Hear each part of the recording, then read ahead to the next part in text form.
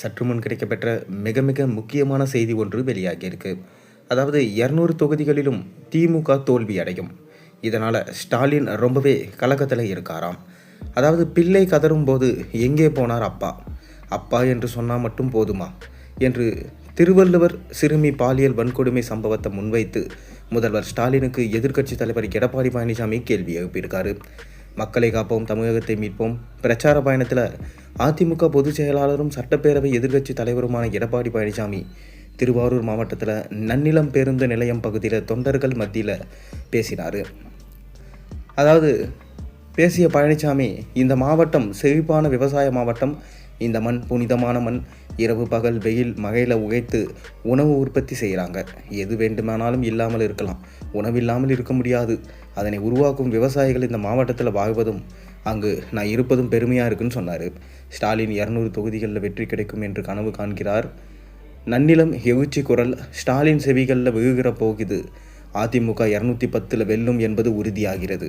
உதயநிதியிடம் இதை பற்றி கேள்வி கேட்டாங்க. அவரால் பதில் பேச முடியலை. பொய்களை மூட்டை மூட்டையாக அவிழ்த்து விடுறாங்க. திமுகவில் உறுப்பினர்கள் குறைந்து விட்டாங்க. ஆனால் அதனால தான் ஓரணியில் தமிழ்நாடு என்ற மக்களை சந்திக்கிறாங்க. ஏமாந்து விடாதீங்க. திமுக பரிதாபமான நிலைக்கு வந்து விட்டது. ஸ்டாலின் உதயநிதி 2 பேரும் பொறுப்பேற்றத்தில் இருந்து திமுக வலுவு வந்துவிட்டது. உங்களுடன் ஸ்டாலின் என்று 46 திட்டங்களை 45 நாட்களில் தீர்த்து வைப்பேன் என்று சொல்கிறாரு. சிதம்பரத்தில் 2 நாட்களுக்கு முன்பு தொடங்கி வச்சார். 4 ஆண்டுகள் என்ன செஞ்சுங்க? அப்படியென்றால் இன்னமும் மக்களிடம் நிறைய பிரச்சனைகள் இருப்பதை ஒப்புக்கொள்கிறீர்களா ஸ்டாலின்? இத்தனை பிரச்சனைகள் இருக்கிறது என்றால் அது சிறப்பான ஆட்சியா இல்லை மோசமான ஆட்சியா என்கின்ற கேள்வியை எழுப்பியிருக்காரு. எதிர்க்கட்சியாக இருந்தபோது இப்படி தான் புகார் பெட்டி என்ற திட்டத்தை ஊர் ஊராக கொண்டு சென்றார்.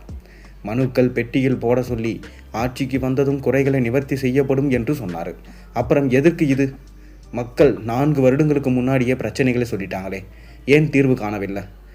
மக்களை எப்படியெல்லாம் ஏமாற்றுகிறார் பாருங்க. சதுரங்க வேட்டை படம் போல ஆசையை தூண்டி மக்களை ஏமாற்றுகிறார். ஒரு முறை ஏமாந்துட்டீங்க, இன்னொரு முறை கண்டிப்பாக ஏமாறுதீங்கன்னு சொல்லியிருக்காரு. ஸ்டாலினை துணை முதல்வராக இருந்தபோது மீத்தேன் புரிந்துணர்வு ஒப்பந்தம் போட்டாங்க. உங்கள் நிலத்தை பறிக்கவும் புடுங்கவும் திட்டம் போட்டவர் ஸ்டாலின். அதே நேரத்தில் நிலத்தை பாதுகாத்து இப்பகுதியை பாதுகாக்கப்பட்ட வேளாண் மண்டலமாக அறிவித்தேன் அப்படின்னு அவர் சொல்லியிருக்காரு. இனி எத்தனை ஆண்டுகளானாலும் எந்த கொம்பனாலும் உங்கள் பூமியை எந்த திட்டத்துக்கும் தொடங்க முடியாது. விவசாயிகள் வயிற்றில் பால் வார்த்தது அதிமுக அரசு.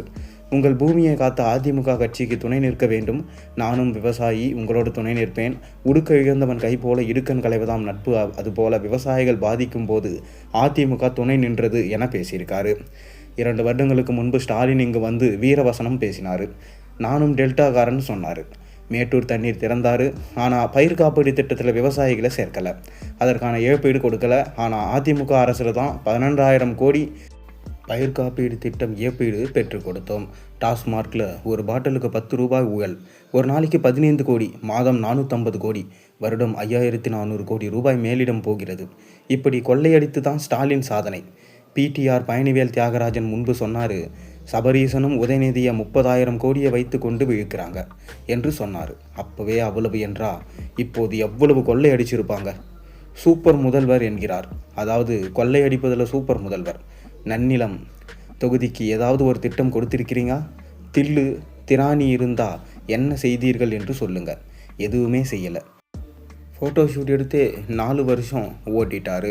திட்டத்துக்கு ஒரு பேர் வைப்பார். உங்கள் தொகுதியில் ஸ்டாலின், முதல்வரின் முகவரி திட்டம், இப்போ உங்களுக்கான ஸ்டாலின். எல்லாம் ஒரே திட்டம்தான். உதயநிதியை துணை முதல்வர் ஆக்கியது தான் ஸ்டாலினின் சாதனை. அதிமுக அரசு உங்கள் அரசு, அது உங்கள் கட்சி. அதிமுக நன்மை செய்யும் கட்சி, திமுக கொள்ளையடிக்கும் கட்சி என ரொம்பவே காட்டமாக பேசியிருக்காரு எடப்பாடி பழனிசாமி. இதனால் கண்டிப்பாக திமுக 200 தொகுதிகளில் தோல்வி அடையும், அதிமுக தான் வெற்றி அடையும் என பேசியிருக்காரு. ஸ்டாலின் அவர்கள் ரொம்பவே கலக்கத்தில் இருக்கிறதாகவும் தனது நிர்வாகிகளை கூப்பிட்டு எப்படியாச்சும் 200 தொகுதிகளுக்கு மேலே வெற்றி அடைய ஏதாவது செய்யுங்க என சொன்னதா பேச்சுகள் போய்கொண்டிருக்கு. நீங்கள் என்ன நினைக்கிறீங்க? உங்கள் கருத்துக்களை மறக்காமல் கீழே கமெண்ட்டில் பதிவிடுங்க.